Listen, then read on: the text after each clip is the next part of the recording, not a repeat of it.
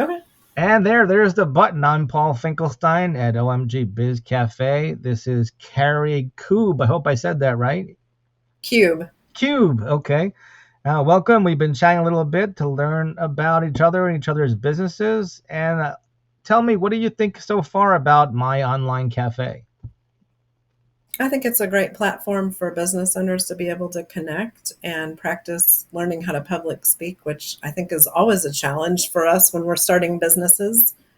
Um, I do trauma recovery coaching and I'm trained in quantum processes and breath work.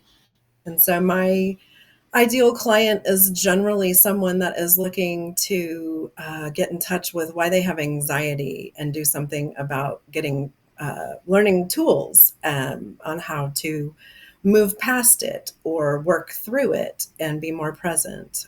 Breath work really helps us ground in the body after trauma. I'm a survivor myself, so I understand that we need compassionate, present, ongoing, and affordable care because working through things that happen to us can be daunting and messy. And so we need people to meet us in compassion. I spent quite a bit of time trying to find therapists that could really understand my complex childhood trauma. And it took a while and it took kind of firing three therapists before I found one that wasn't going to judge or shame my anger without even asking me why I was angry. So, um, I'm very sensitive to how I meet my clients because of that experience.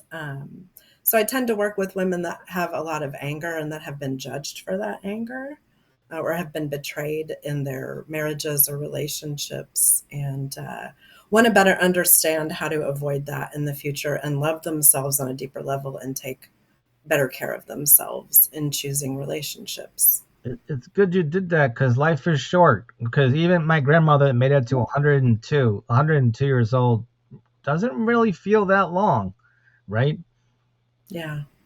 And not And everybody I'm young makes enough. 102, by the way, too. Yeah, and I mean I'm young enough to have a whole other life with someone. So I'm grateful that I saved myself when I did and started the soul reclamation process of reclaiming all the parts I'd lost in that relationship.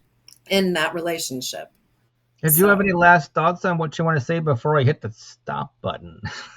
no, thank you for your time and the exposure today. I really appreciate everything. Great to meet you, Carrie. I'll tag you on two of my groups on Alignable, LinkedIn if Okay, I could find you, and look sure. forward to keeping in touch. This is my way of buying you a virtual cup of coffee since I can't make you a cup of coffee here. Do you have an I espresso machine? appreciate Do you like you. to make your own coffee, or do I you do. like Dunkin'?